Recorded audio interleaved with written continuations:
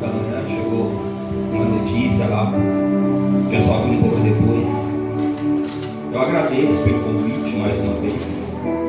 É um privilégio poder estar aqui, nessa casa. E eu fiquei me perguntando logo pela manhã, quando eu acordei, antes de eu responder o que eu queria, né? Eu fiquei me perguntando algumas coisas. Sabe aquelas vezes que a gente tem mania de ficar perguntando, né? Questionando. E eu fiquei pensando assim: se eu fosse o pastor Jotiel, será que eu ia chamar o Coutinho para pregar? De novo, o pastor é corajoso. Mas eu agradeço, né? Eu agradeço a confiança, eu agradeço o convite. Sempre que vocês me convidam, né?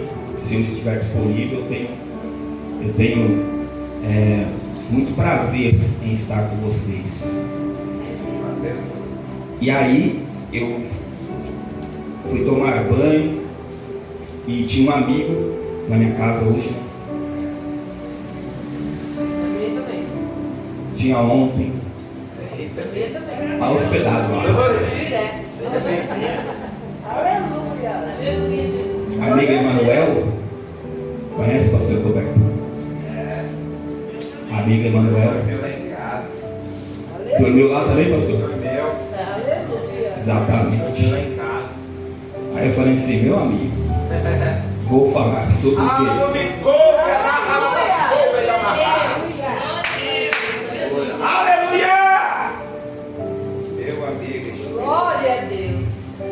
Eu estava me sentindo a última raspinha do tacho. Meu Deus. Pastora Bia, o que é a última raspinha do tacho? É o final. É o pouquinho que sobrou. O resto, a sobra, aquilo que ninguém compra. Quando a pastora Zaniquele vai na feira, aí tem a última banana, pretinha, pequena, o último legume, a última verdura, a última fruta, um pouquinho estragada, um pouquinho passada, a última cebola, aquela que você olha e fala: meu Deus, essa aqui nem de graça. Nem de graça. E às vezes o Senhor usa de uma forma que a gente não entende. E eu pensava comigo: por que, meu Deus?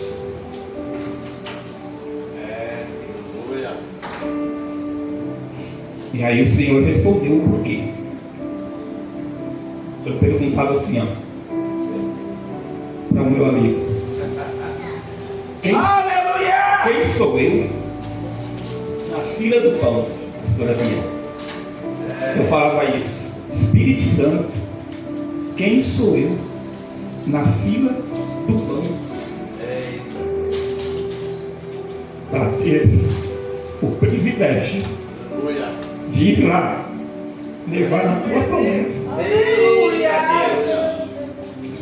E aí Deus me respondeu assim: Coutinho, lá em 1 Coríntios capítulo 6, no versículo 20, ele diz assim: Coutinho, você é aquele que foi comprado, Aleluia, lavado, remido, aleluia, por um alto preço.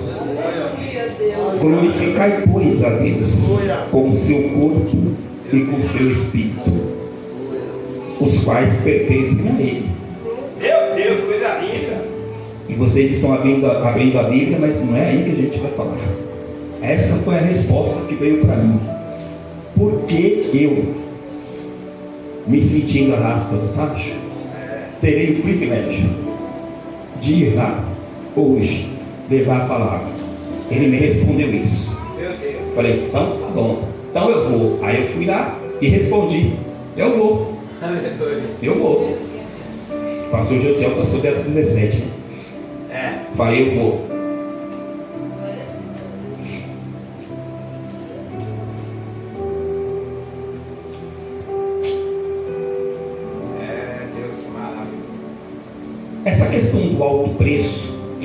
foi pago, né, na cruz, através do sangue, é algo que às vezes nós não queremos pagar preço nenhum. Às vezes a gente quer as coisas, mas não está disposto ou não está disposto a pagar o preço. E aí a gente fica, por exemplo, numa negação, ou nós ficamos naqueles versículos que nos ajudam a motivar. Hoje aqui é culto público, né, pastor? Culto da família. Culto da família, né? Não é culto doutrina. Não. Então A tá gente bom. aprende. Não é culto doutrina.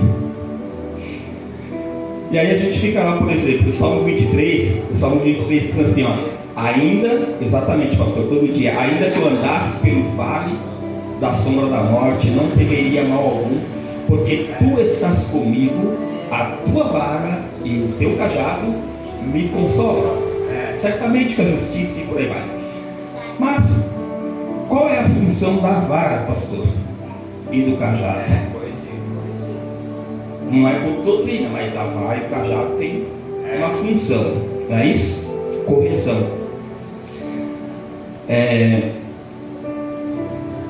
Existem algumas palavras que fazem parte do vocabulário cristão. O cristão, ele tem alguns vocabulários que são próprios deles, né? Algumas coisas que a gente fala que outras pessoas ouvem e às vezes não entendem, né? Tem várias palavras que a gente fala, né? Por exemplo, a gente fala assim, a palavra foi uma cajadada. Talvez a pessoa não vai entender o que foi isso. Por exemplo, a pastora Bia chega lá e fala para a pastora Bia, foi um manto. A pessoa estava no manto, o culto estava com manto, foi um manto puro. Quando eu comecei a ouvir essa expressão, nem eu entendia. O que significa isso, né? O que quer dizer isso? Então, o cristão, ele tem algum vocabulário, né? Não é culto doutrina, é culto da família, culto público. Mas fala comigo assim, ó. Eu falo um pedacinho, vocês repetem comigo. Deus não tem obrigação. Deus não tem obrigação de fazer aquilo que eu quero. Mas pela misericórdia dele, ele faz aquilo que eu mais preciso. Eu não conversei com a Liliane, eu não conversei com a pastora Roberta, mas a pastora Roberta, ela falou de Noé, falou de fidelidade, automaticamente de fé, e a Liliane falou sobre esperança, né? Que é aquela espera com confiança, né? Que está diretamente ligada à fé. E hoje a palavra que eu vou trazer aqui é sobre fé. Eu vim falar de fé, porque eu orei com fé de manhã e ele me respondeu. Glória a Deus! E aí eu convidei 5 pessoas para vir aqui hoje comigo. Olha, coisa linda. E das 5 que eu convidei, nenhuma veio. E aí eu convidei com fé também. Falei, Senhor,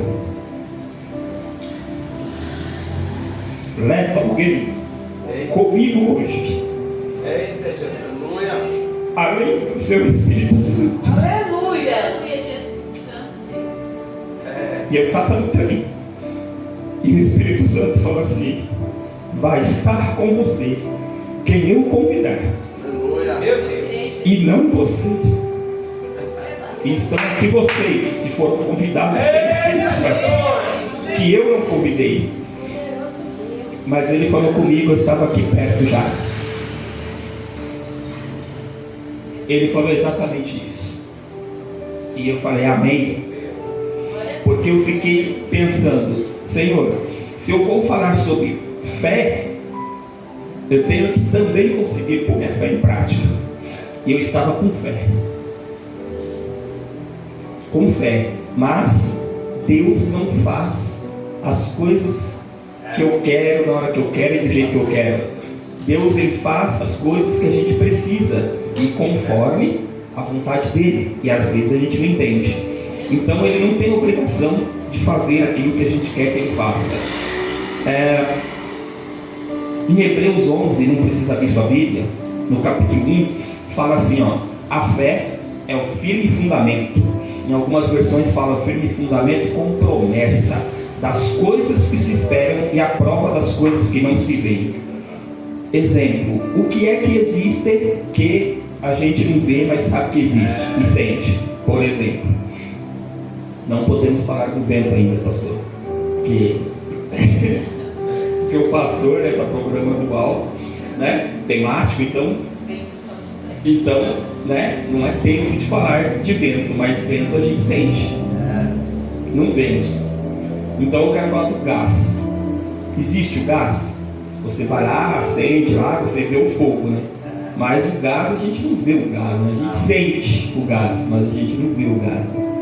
Então, é como a fé. A fé é algo que às vezes a gente nem percebe que está pondo em prática, e às vezes está pondo em prática. Outras vezes queremos pôr em prática, mas não conseguimos pôr em prática.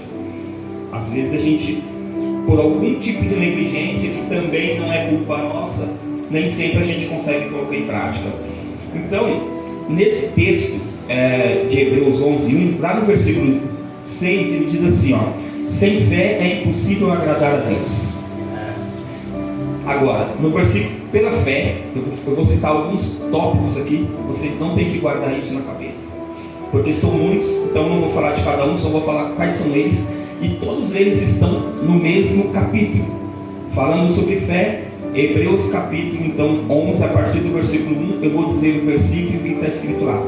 Pela fé, então assim, ó, no versículo 3 diz que pela fé nós entendemos que o mundo, em algumas versões fala o universo, e aqui numa que eu li diz os mundos, no plural, ou seja, todos os planetas do universo. O universo, pela fé nós entendemos que o universo foi criado por Deus, ou pela palavra de Deus, e a gente sabe quem é a palavra de Deus. No versículo 4 diz assim: pela fé Abel sacrificou um sacrifício que foi aceito e consumido. Abel também é um morto que, pelo exemplo de vida, ele fala. Lembra, pastor? O morto que está vivo, ou o morto que fala, né?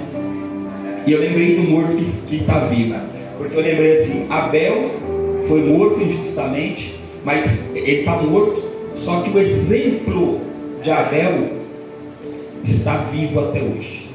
É verdade. O sacrifício de Abel foi lembrado, inclusive depois, no Novo Testamento, com o sacrifício, com a crucificação, com sangue, ao qual nós somos remidos, ao qual nós somos lavados, purificados, através do sangue, através da crucificação. Ou seja, nós não somos a última raspa do tacho. Fala para o irmão do lado aí: você não é a última raspa do tacho. Rafael não é a última raspa do tacho. Aleluia, Deus. Nós não somos a última raspa do tacho. Glória a Deus. Ainda que você pense às vezes que pode ser a última raspa do tacho, ainda que a irmã que você encontrou lá esteja se sentindo como a última raspa do tacho, ainda que ela não tenha tido o entendimento, ela não é a última raspa do tacho. E a sua oração por ela e a oração da igreja por ela, com fé, é respondida. Glória a Deus. Aleluia. Não tem como não ser. No versículo 5 diz que Enoque foi transladado e não enfrentou a morte, através da fé, pela fé. Aí vem o versículo agora de Noé, que a pastora Roberta falou. Pela fé Noé construiu a arca enquanto o povo zombava. Diz assim que isso é muito importante, coloquei em negrito para eu lembrar aqui. O povo zombava. Fala aí: o povo zombava. Mas eu não sou a última rapa do tacho. Ainda que o povo zomba.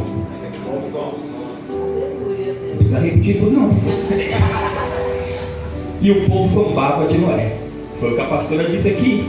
Noé consumiu um período da vida consumir um período da vida através da fé dele, que a Liliane falou da esperança de consumir o tempo, né? De forma agradável a Deus. Então, após Noé, o exemplo que nós temos está lá no versículo 8, tudo no mesmo capítulo. No versículo 8 diz assim, ó: Abraão obedeceu um chamado. Abraão obedeceu um chamado. Aí quando eu estava escrevendo isso, aí eu fiquei todo assim, né? Também obedeci o chamado. O pastor convidou, chamou, eu vou. Só que aí eu fui estudar sobre, né? Eu vou. Mas Abraão, ele também foi um exemplo, né? Porque ele obedeceu um chamado e foi o pai da fé. É o pai da fé considerado porque teve muita fé, né? E a história vocês conhecem. Sara, através da fé, pôde ter um filho. No versículo 20, Isaac, através da fé, abençoou Jacó. Jacó, pela fé, Jacó, à beira da morte, abençoou todos os filhos de José. Todo mundo conhece a história de José do Egito, né? Então Jacó, prestes a morrer, quando ele já tinha se reencontrado com José, ele abençoou todos os filhos, toda a geração de José, através da fé, e foram bem-sucedidos. Já quanto a José, pela fé, à beira da morte, só pela fé, José deu ordem a respeito dos próprios ossos. Meu Deus! José, através da fé, porque ele sabia que ele ia morrer no Egito, mas ele deu ordem a respeito dos seus ossos para que fossem tirados do Egito e levados junto com a caravana que saiu do Egito, como o hebreu. Pela fé, ainda que ele estivesse morto, pela fé ele sabia que ele ia sair do Egito. Os ossos saíram do Egito.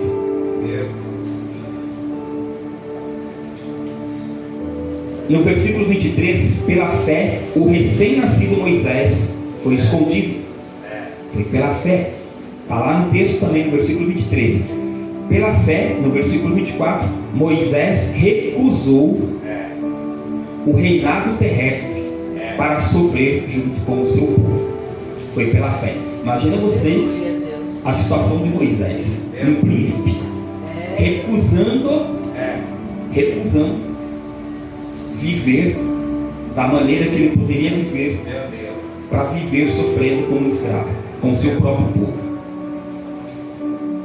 Pela fé Moisés saiu do Egito, pela fé Moisés celebrou a Páscoa, pela fé Moisés atravessou o Mar Vermelho, pela fé caíram os muros de Jericó, e aí já não é mais com Moisés, né? Pela fé Raabe não foi morta, e aí o escritor, no versículo 32, ele diz assim, ó: que mais direi? Não tenho tempo, e eu provavelmente também não tenho muito, para falar de Gideão. Olha só, o escritor fala assim: eu não tenho tempo para escrever, falar escrevendo, e não tenho tempo para falar de Gideão, Baraque, Sansão, Jefté, Davi, Samuel e todos os profetas. Todos exemplos bíblicos de fé. Aleluia! Exemplos de fé. Isso está lá no Novo Testamento, fazendo referência ao Antigo Testamento nosso. Mas agora eu quero fazer um translado, e o irmão José, evangelista José, estava promovendo, o evangelista José, ele entende bem de translado, né? De mudar o roteiro, né? O caminho, o discurso. Então, eu vou falar sobre um exemplo de fé que está em Marcos 5, 21, não abra a sua Bíblia, Mateus 9, 18, Lucas 8, a partir de 40, tá? Essas referências aí, depois quem quiser eu deixo o PDF com a pastora, e aí vocês estudam em casa. Eu quero falar sobre um rei.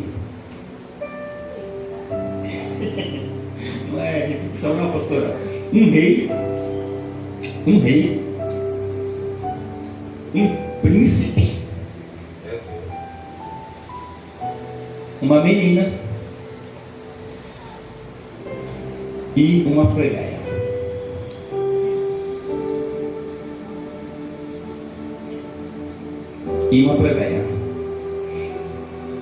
O rei é o rei dos reis mesmo. Eu quero falar sobre essas passagens que se encontram em Marcos 5, 21, Mateus 9, 18 e Lucas 8, 40. é uma história desse rei, desse homem aqui na terra, que ele faz um translado. Ele volta de um lugar, atravessa de barco, e ele está a caminho de Cafarnaum. E quando ele chega perto do mar, tem uma multidão lá. Aqui a gente tem poucas pessoas hoje, mas não importa a quantidade de pessoas, importa a qualidade com que você está no ambiente, no lugar aonde está o Rei dos Reis. Porque no meio de toda aquela multidão, só 2 pessoas foram contempladas pela presença dele naquele lugar, naquele translado. Evangelista José, naquele trajeto, naquele caminho, só 2 pessoas que estavam naquele lugar tiveram fé suficiente para receber a graça. E aí chega um homem perto do rei. Esse homem, Lucas, diz que ele é príncipe, porque ele é um príncipe da sinagoga. Nos outros livros, os outros evangelistas que não são tão preocupados em escrever de uma forma tão culta, chamam esse homem de um dos principais da sinagoga. O fato é que ele era um camarada importante, ele era uma autoridade na sinagoga. Pensa você, um homem da sinagoga dos judeus, ir ter de encontro com alguém que ele ouviu falar,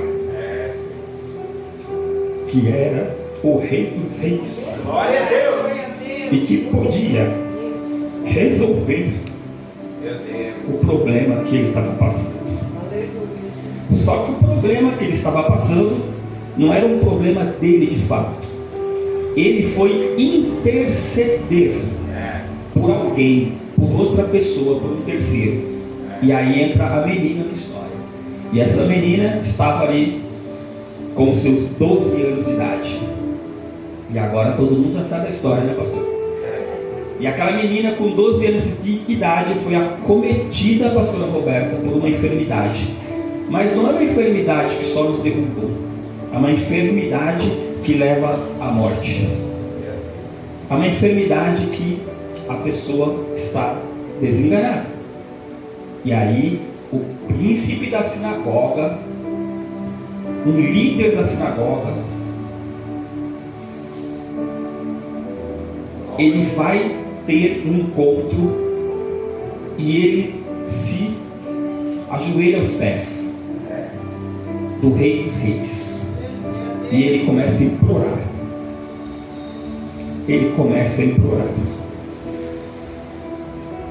E essa intercessão, e a Bíblia fala exatamente isso, sobre a intercessão que ele faz, é por alguém que ele gosta muito, mas não é por ele. E aí eu quero deixar aqui umas aspas e dizer sobre isso, que às vezes nós pedimos tanto por nós e esquecemos que a função de interceder. Eu encontro pessoas que falam assim, chato lá, pela misericórdia eu sou intercessor, vou colocar no feminino, mas também há pessoas que falam, eu sou intercessor no masculino, eu sou intercessor na igreja, tem cargo, fica aqui do lado, levanta a mão e ora. Mas muitos dos intercessores talvez não entenderam que a intercessão é pelo próximo. Nós precisamos interceder pelo próximo e não só pela gente. Por quê? Porque Deus, ele tem o poder de fazer tudo, mas Ele não faz o que a gente quer, quando a gente quer e como a gente quer. Ele faz a maneira que Ele quer, como convém a Ele, né? Então, repete comigo assim: Deus não tem a obrigação de fazer. Deus não tem a obrigação de fazer aquilo que eu quero. Mas pela misericórdia, Deus faz aquilo que eu preciso. Deus faz aquilo que eu preciso. Obrigada. Meu Deus, aleluia. E aí, aquele homem, ele convence o mestre que o mestre tem que ir até a casa dele. E aí, o mestre Jesus fala: vamos lá. E aí eles começam a querer andar, mas a multidão atrapalha. A multidão atrapalha. Às vezes, não precisa de uma multidão tão grande para atrapalhar a tua caminhada, o teu foco. Aleluia. E o teu objetivo. Às vezes, eu mesmo atrapalho o meu foco e o meu objetivo. Não precisa ter ninguém, às vezes, falando coisas ou colocando obstáculos. Às vezes, nós criamos um próprio obstáculo. Às vezes, nós somos o obstáculo. E aí, aquela multidão era um obstáculo. Mas aquela mulher, ela tinha um foco. Ela tinha um objetivo. Ela estava há 12 anos, a plebeia. Porque uma era príncipe e ela era plebeia. Era uma desconhecida. Ela não tinha nem o direito de estar ali, de chegar naquele lugar. Ela não podia conviver socialmente em todas as ocasiões. Ela era rejeitada. E aquela mulher, ela não perdeu o foco. Ela não perdeu o seu objetivo. Ela enfrentou os obstáculos. E aí, ela teve uma brilhante ideia. Ela pensou assim: eu não posso chegar, eu não posso ter um diálogo com o mestre assim como aquele homem teve, por exemplo. Mas se eu, ao menos, Aleluia, Deus. tocar Meu Deus. na orla das suas vestes, Glória a Deus. O Deus poderoso. eu tenho certeza que eu serei curado. Glória a Deus. Aleluia. E ela vai pôr a fé em prática. E ela vai pôr a fé em prática. E ela consegue ali, de uma forma razoavelmente discreta, pensando ela que estava sendo discreta e passando despercebida,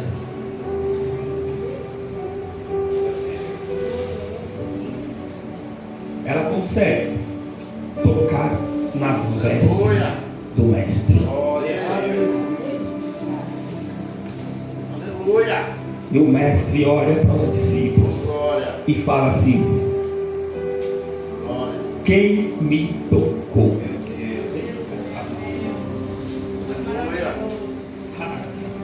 Aleluia.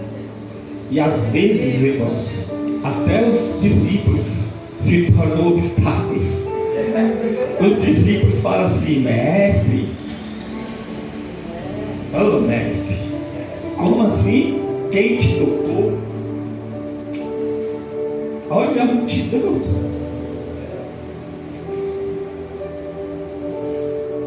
É óbvio que alguém te tocou, esbarrou, encostou. Aleluia. E aí Jesus fala assim, ó, Glória. é um toque diferente. Glória. Aleluia. Água me coube. Eu senti que de mim saiu virtude. Se você colocar a tua fé em prática, Meu Deus. Aleluia. hoje você vai sair daqui tocado, revestido, Aleluia. porque dele vai sair virtude. E a unção que o pastor falou aqui na hora da oração, ela continua aqui na hora da palavra. Ela esteve aqui nos louvores, nas oportunidades. Basta você ter fé. Porque eu estava com fé hoje e vindo no trem eu falei: Jesus, como colocar a fé em prática? Mas eu estava com fé Eu estava com fé que hoje estariam aqui as pessoas que o Espírito Santo Glória a Deus. convidou. Porque ele falou para mim no trem: estará com você quem eu convidar. Aleluia. E ele não me desamparou. Glória. Então, Aleluia. ele não vai desamparar nenhum de nós que estamos aqui. Porque nós temos que pôr a fé em prática. E nós temos fé, porque se não estivéssemos fé, não estaremos aqui. Verdade. Aleluia. Se estamos aqui, é porque temos fé. Nós não viemos aqui cumprir o protocolo. Não viemos aqui para isso. E aí, aquela mulher se manifesta. Fui eu quem te tocou. Fui eu quem toquei. E sabe o que Jesus fala para ela, irmãos? Ele não fala assim, ó, está curado. Porque isso também é óbvio demais. Foi tanta virtude, que verteu dele naquele momento, através da fé, que ela foi instantaneamente curada. Sabe o que Jesus falou para ela assim? Pastora Pia falou assim, ó, filha,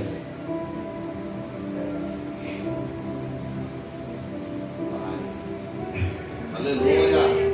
Oh, glória. Oh, glória. ele disse assim: Aleluia. a tua fé te salvou. Aleluia. É uma fé que salva. Aleluia. É uma fé que te leva para o céu. Você foi então lavado, remido, chamado, purificado. Aleluia. Estou repetindo aqui um texto de uma pregação, Aleluia, Deus. mas não tem como não repetir. Aqui eu não anotei isso, só estou me lembrando. E além de todo esse privilégio, ele fala assim, ó, falou naquele dia lá, que por causa da fé, por causa da devoção de Davi, acrescentou os anos de vida a Enoque. E agora aqui no Novo Testamento, Jesus em pessoa fala assim, olha, a tua fé te salvou. Olha isso. Ele não disse a tua fé te curou, não. A tua fé te salvou. Ela vai te levar a lugares inimagináveis. Glória a Deus. Há lugares que você nunca sonhou. Creio. A tua fé te leva para o céu. Aleluia. E aí, irmãos, eu disse sobre a plebeia, sobre o rei dos reis, sobre o príncipe e sobre a menina. E aparece um quinto na história. Além de todos os obstáculos, tem o mensageiro. Fala comigo, o mensageiro. Mensageiro. Pois não sou eu, não. Estou trazendo a mensagem aqui, é outro. É aquele que traz a notícia ruim. O mensageiro chega lá e fala assim: o príncipe da sinagoga, ó, para de incomodar o rei, para de incomodar o Senhor, porque tua filha já morreu. E aí sabe o que Jesus fala? No versículo 50, Jesus fala assim, ó, não temas, crê somente. Glória a Deus. Ou seja, em outras palavras, tenha fé, não desanime, não perca o foco. Acerta a flecha no alvo, Roberto. Acerta a flecha no alvo. Lembra da flecha, pastor? É isso. É isso. E aí aquele homem diz o quê? Ele fala, então vamos lá em casa. Eu fico imaginando que enquanto acontecia toda essa cena, pensa nesse cenário, a filha está lá para morrer. Ele vem em busca do mestre e o mestre está lá se ocupando com uma plebeia. Ele sendo o principal da sinagoga, abdicando de toda aquela cultura dele da sinagoga, o povo judeu, para vir atrás de um Jesus chamado de Rei dos Reis e que cura. E Jesus está lá dando atenção para uma mulher que saiu a virtude dele. O camarada não estava entendendo nada, ele não sabia nem o que era virtude, ele não conhecia isso. É uma suposição, evidentemente, né? Porque isso não está no texto. Mas penso eu que ele ficou desesperado. Ô Jesus, por favor, né? E aí chega a notícia: Jairo, mestre Jairo,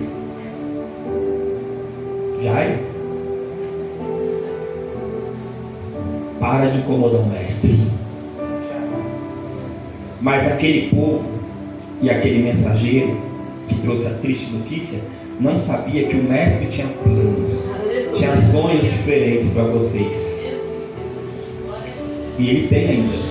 Porque se você coloca a fé em prática, se tiver fé, tudo que ele te prometeu há de ser resgatado.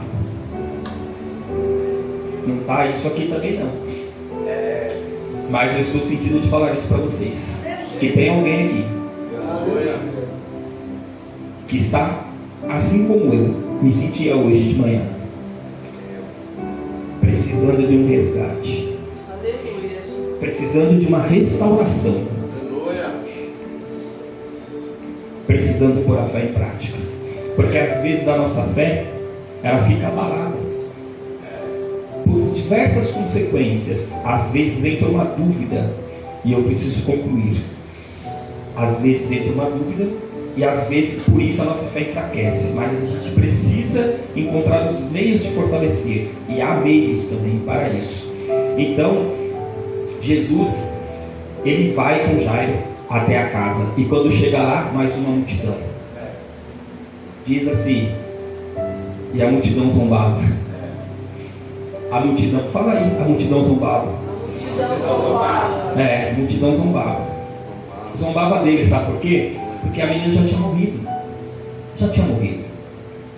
E aí, o que acontece? Eles riam. Saiba você que as pessoas que riram de você, e eu não estou falando aqui sobre sabor de mel não, mas as pessoas que riem, que dão risada, que zombam, elas não conhecem o tamanho e o poder da tua fé. E quem conhece a tua fé é o Senhor. Aleluia. E quando você acha que está fraco, sem fé, na verdade você está forte, sabia? Porque é quando você busca. Paulo fala isso: quando penso que estou forte, é porque estou fraco. Mas quando eu penso que eu estou fraco, é porque eu estou forte. É aquele momento que você dobra o joelho, ora no seu quarto, e o Senhor te atende, porque você coloca a tua fé em prática. Então Jesus, ele entra na casa de Jairo, e aí ele pega na mão do irmão do lado aí. Ele pega na mão do irmão do lado. Tem um menino atrás de você, pastor Léo.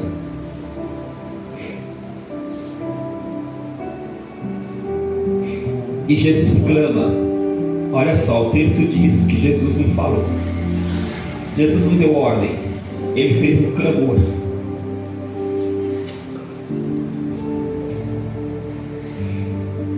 Jesus hoje está restaurando pessoas aqui, como eu disse. E Jesus pegou na mão daquela menina que estava morta. Você que está de mão dada, está vivo ou está morto? É só para você pensar, não é para responder. Você está vivo ou está morto?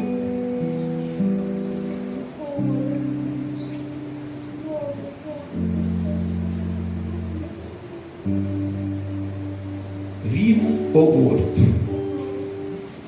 O morto não tem voz. O morto não fala. Só deixa as memórias. Mas o vivo que tem fé é aquele que clama. Assim como Jesus clamou. E ele fala assim, ó, clamando. Ele fala assim, ó, menina, levanta. Jesus está falando aqui agora. Põe-te em pé, que eu falarei contigo. Põe-te em pé.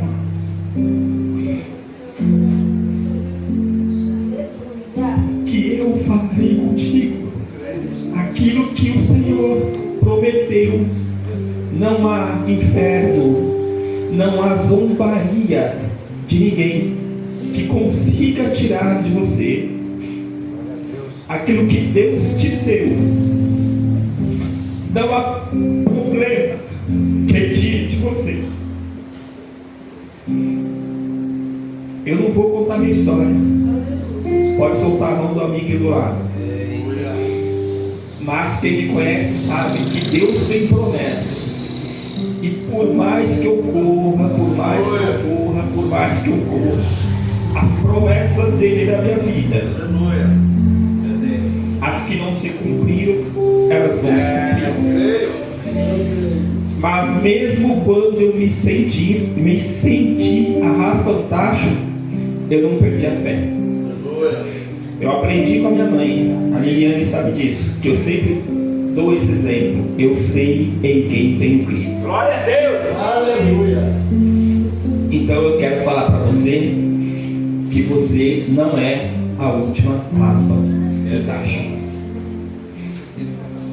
Você é a última bolacha do pacote, Bia. Liliane, você é a última bolacha do pacote. Reginaldo, irmão José, evangelista, pastora, Roberto, Rafael, cada um de nós somos a última bolacha do pacote. Tem um pacote para cada um de nós. Aleluia. Para cada um de nós. Pode ficar de pé, pastor Jutião. Eita Deus, aleluia. E eu agradeço a oportunidade. Glória a Deus. Que essa palavra seja uma palavra que vocês tenham entendido e que recebam, porque não é minha, foi algo que o Espírito Santo me motivou, me incentivou a falar hoje para vocês. Palavra da com o pastor Jutião.